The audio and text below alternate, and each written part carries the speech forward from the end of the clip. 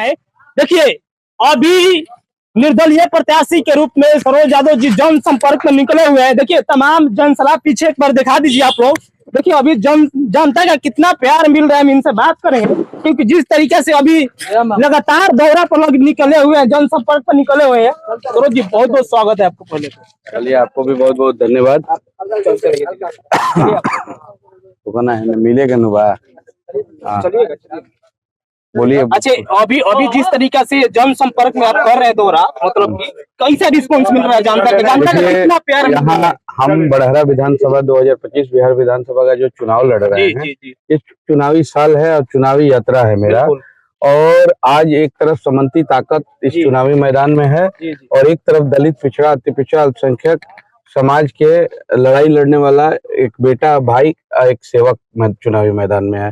तो जनता तय करेगी कि हमको किसके साथ जाना है, क्योंकि आजादी के बाद 2015 में बड़हरा विधानसभा के सम्मानित जनता ने मुझे अपार बहुमत देकर के बिहार विधानसभा के सदस्य लोग बनाए और यहाँ गुलामी की जंजीर से जो बड़हरा के समंती लोगों के जुर्म और अत्याचार से लोग प्रताड़ित थे वो मुक्त हुए और बड़हरा के सम्मानित जनता ने मुझे 5 साल अपना प्रतिनिधित्व करने का मौका दिया।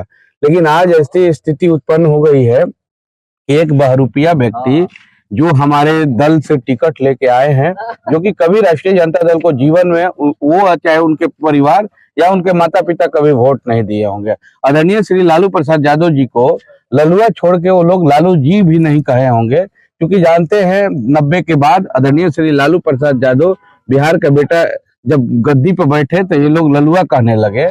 हम जब बड़हरा में विधायक बने तो हमें भी सरोजवा की तरह बोलते थे, लोग विधायक मानने को तैयार नहीं थे। लेकिन जो लोग वोट नहीं दिए वो मेरा वोट कैसे ले सकते हैं? उस समंती ताकत आप देखिए, लोकसभा का चुनाव जो था 2024 में, ये लोग बक्सर जाते हैं तो आरजेडी हो जाते हैं, आरा आते हैं तो भाजपा हो जाते हैं, कारा कट जाते हैं तो निर्दलीय हो जाते हैं। ये लोग पार्टी नहीं देखते हैं, जाति देख के वोट देते हैं। तो बड़हरा की सम्मानित जनता इतनी बुर्बक नहीं है, अब जाग चुकी है और बड़हरा में वही नेता बनेगा जो बहुजन का बेटा होगा। और आपको एक बात मैं बता दूं कि बड़हरा जिस तरह से इस समंती ताकत अपने पैर पसार रही है, बड़हरा के सम्मानित बहुजन भाई कोई नहीं चाहता है कि बड़हरा में इस तरह के लोग आए, क्योंकि राघवेंद्र प्रताप सिंह यहाँ 35 साल राज किए, उनके पिता 10 साल राज किए, कि समुदाय का वर्चस्व रहा बड़हरा में। और पुनः ये व्यक्ति का वीडियो बहुत सारे साथी देखे होंगे, ये बोलता था कि ये चित्तौड़गढ़ है बड़हरा और राजपूतों की भागीदारी होनी चाहिए, बार बार बोलता था। जिससे एक वीडियो वायरल हो रहा है, हालांकि तमाम सोशल मीडिया पर कहा जा रहा है कि जो भी राजद से प्रत्याशी है, कहा जा रहा है कि ये बड़हरा क्षेत्र एक चित्तौड़गढ़ है और यहाँ पर राजपूतों के भागीदारी होना चाहिए। और एक तरफ आप कहते हैं कि यहाँ पर गरीबों का गढ़ है और गरीबों के भागीदारी होना चाहिए। एक बात बताइए, इस बड़हरा विधानसभा में भुनिहार समाज के लोग हैं, राजपूत समाज है, ब्राह्मण है, यादव है, दलित है, पिछड़ा है, अति पिछड़ा, अल्पसंख्यक है, सभी समुदाय के लोग रहते हैं। तो एक व्यक्ति कैसे इसको गढ़ बना, एक जाति विशेष के लोग कैसे गढ़ बना सकते हैं? कहीं कोई इतिहास के पन्ना में लिखा है क्या कि ये चित्तौड़गढ़ है? और जब तक सरोज यादव के शरीर में जान रहेगा, ऐसे लोगों का चित्तौड़गढ़ कभी बनने नहीं देंगे, मंसूबा कामयाब नहीं होने देंगे, क्योंकि गरीबों का गढ़ है और गरीब की लड़ाई मैं लड़ रहा हूं। और मुझे विश्वास है, एक तरफ गरीब का बेटा चुनावी मैदान में है और एक तरफ समंती ताकत जो बड़हरा में अपना पैर पसारना चाहता है। हम लोग राष्ट्रीय जनता दल के एक मजबूत सिपाही हैं, भले पार्टी हमें सिंबल नहीं दी, लेकिन मेरे खून में लालू यादव के विचारधारा बहता है, लालू जी की भावनाओं का हम लोग कदर करते हैं।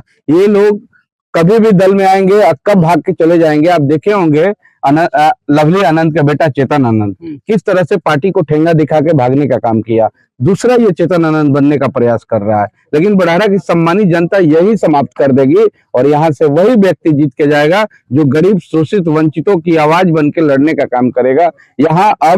यहाँ बहुजन का बेटा ही विधायक बनेगा, कि लोग कितना भी जोर लगा ले, हमारी भागीदारी 80% है और 80% वाला का विधायक नहीं बनेगा। जो 20% वाला है वो चाहेगा यहाँ विधायक बनना, तो हो जाएगा क्या? ये संभव नहीं है। और मैं ऐसे व्यक्ति को बता देना चाहता हूँ कि जिस तरह से बहरूपिया बन के सिंबल तो लेके आप आए हो पार्टी का, लेकिन हम जनता के आशीर्वाद लेके सदन तक पहुंचेंगे।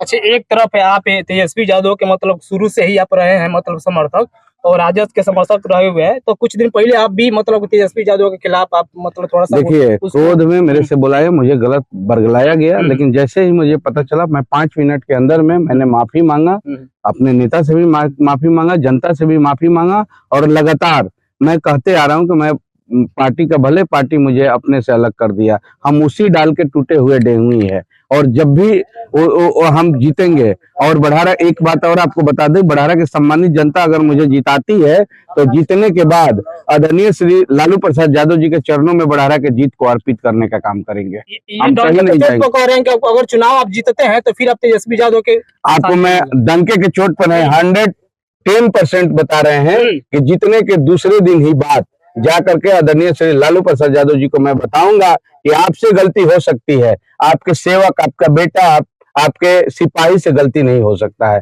क्योंकि हम लोग राजद के एक मजबूत सिपाही हैं। हम लोगों के खून में लालू यादव का विचारधारा बहता है, और विचारधारा को कोई बदल नहीं सकता है। और हम लोगों के पास जगह कहाँ है जी?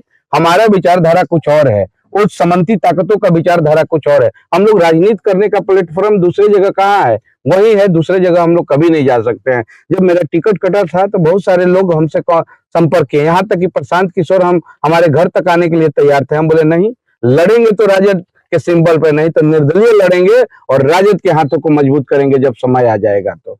चलिए, बहुत बहुत धन्यवाद। चलिए, तो अभी हम लोग जिस तरीके से निर्दलीय प्रत्याशी के रूप में सरोज यादव जी दौरा करे, जनसंपर्क कर रहे हैं कि तमाम दुलार प्यार मिल रहा है जनता का, और जिस तरीके से इन्होंने कहा कि अगर हम चुनाव जीतते हैं तो फिर एक बार फिर तेजस्वी यादव के मजबूत करेंगे, क्योंकि जिस तरीके से इन्होंने कहा कि जिस तरीके से प्रत्याशी अभी मतलब उतरे हुए हैं बहुरूपिया के रूप में, लेकिन अगर कह रहे हैं कि अगर चुनाव हम जीतते हैं तो फिर एक बार तेजस्वी यादव जी की फिर मजबूत करने की कोशिश करेंगे। चलिए, अभी हम लोग राम भैया दौलतपुर पंचायत के नारायणपुर गांव में थे। जिस तरीके से हमने बात किया, तमाम समर्थक एक बार दिखा दीजिए तस्वीर। दोस्तों, अगर इस वीडियो को यूट्यूब पर देख रहे थे शेयर कर दीजिएगा, और फेसबुक पेज पर देख रहे हैं फेसबुक पेज को फॉलो करके रखिएगा। मिलते हैं नेक्स्ट में। Thank you. जी जी।